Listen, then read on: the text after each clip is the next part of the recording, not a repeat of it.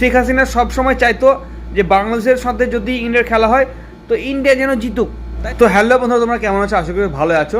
তো বেশ 3-4 দিন ধরে আমার ভিডিও আসছে না, কারণ আমার শরীরটা খুব খারাপ ছিল, সর্দি লেগেছিলো। তো এখন মোটামুটি ঠিক হয়েছে, তাই ভাবলাম যে না, আবারও নতুন একটা ভিডিও নিয়ে চলে এলাম। তো আজকে ভিডিও হচ্ছে, তোমরা তো সবাই জানো 19 তারিখে ইন্ডিয়া বনাম বাংলাদেশের খেলা আছে। তো ইতিমধ্যেই বাংলাদেশের টিম ইন্ডিয়া পৌঁছে গেছে। এখানে একটা খুব সুন্দর চিত্রর কথা বলবো।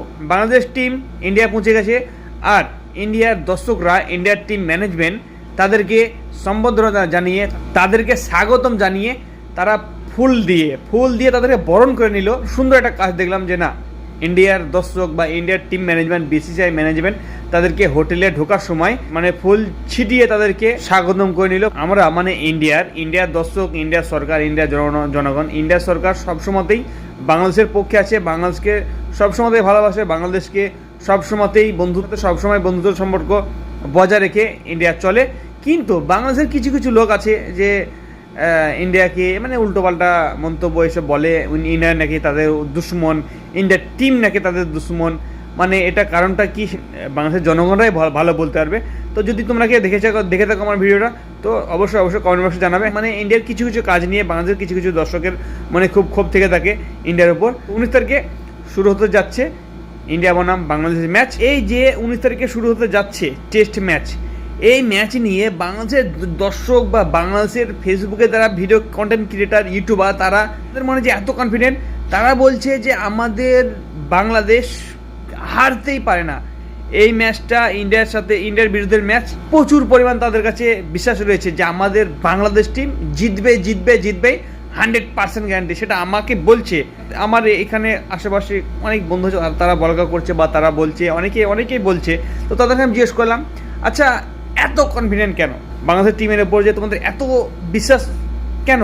আগে তো এই বিষয়টা ছিল না, তো এখন মানে জিতবে। হ্যাঁ, প্রত্যেকটা টিমই খেলে জেতার জন্য। তো তোমাদের যে এত একটা কনফিডেন্ট বা এত বিশ্বাস যে বাংলাদেশ টিম জিতবে, এটার কারণটা কি?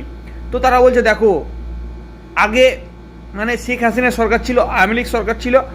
তো শেখ হাসিনা সবসময় চাইতো যে বাংলাদেশের সাথে যদি ইন্ডিয়ার খেলা হয় তো ইন্ডিয়া যেন জিতুক। তাই শেখ হাসিনা সবসময় বাংলাদেশ টিমকে বলে দিত যে কোনো মুহূর্তে হোক না কেন ইন্ডিয়ার সাথে তোমরা হারবে, যে কোনো মুহূর্তে হোক না কেন তোমরা হারতেই হবে তোমাদেরকে।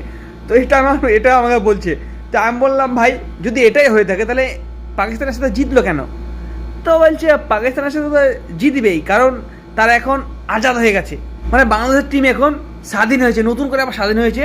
তাই শেখ হাসিনাও আর ফোন করবে না, আর বলবে না যে তোমরা হেরে যাও বা তোমরা যেতো, তো এটা আর বলবে না। তাই বাংলাদেশের টিম এখন স্বাধীন হয়ে গেছে, তাই তারা মন খুলে খেলতে পারছে। তোমাদের সঙ্গে এত উল্টোপাল্টা বকে আমার লাভ নেই। তো তাদেরকে আমি একটা কথা বললাম যে এর আগে ইন্ডিয়া গেছিল বাংলাদেশ সিরিজ খেলতে, তো সেখানে T20 সিরিজটা কিন্তু বাংলাদেশ জিতেছিল, আর টেস্ট যেটা ছিল সেটা কিন্তু ইন্ডিয়া জিতেছিল। তো তখন কেন বাংলাদেশ টিম জিতলো, কীভাবে জিতলো? তো কথা বলে না। তো যাই হোক বন্ধুরা, এটা নিয়ে বাস এতটুকুই বলার ছিল। আর যদি বাংলাদেশের কোনো ফ্যান বা বাংলাদেশের কোনো যদি বন্ধু আমার এই ভিডিও দেখে থাকো, একটু কমেন্টে জানাবে, উল্টোপাল্টা মন্তব্য না করে মানে যুক্তি তর্ক দিয়ে একটু কমেন্টে জানাবে যে না, এটা কি আমি যেটা বললাম সেগুলো সত্য না মিথ্যা, বাস এতটুকু জানাবে।